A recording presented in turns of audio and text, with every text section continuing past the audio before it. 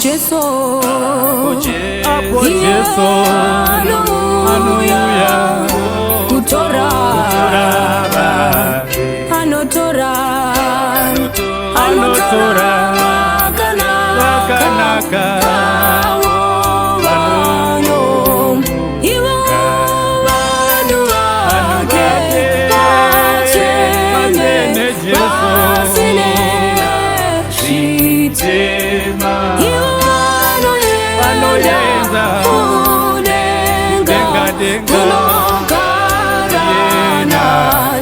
hapo Jesu, haleluya, kutora, anotora, kanaka,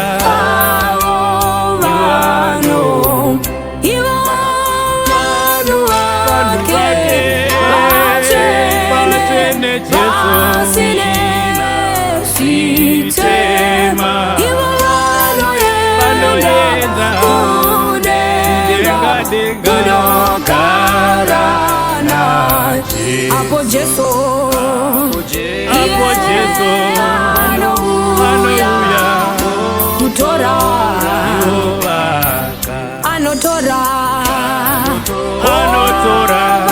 kanaka,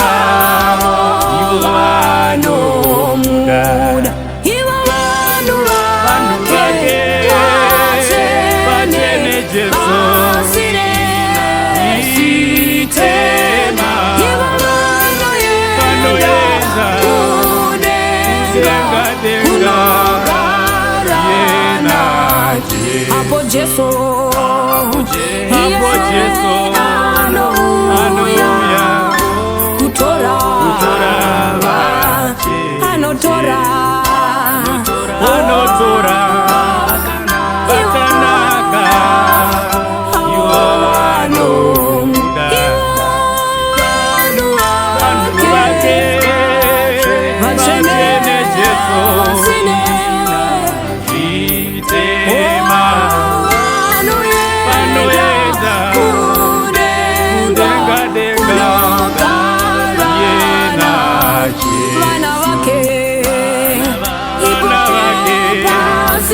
pasipano uyaikwa ano muda sino pano erudoru iwanu wake pasene Jesu pasine site iwanu yeda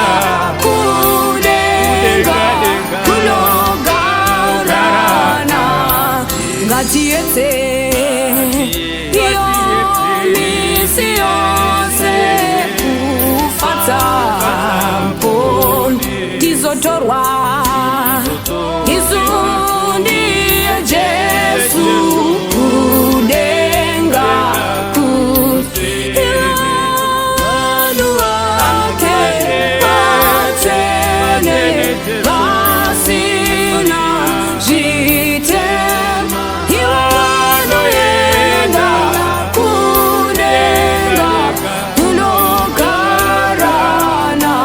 yeah.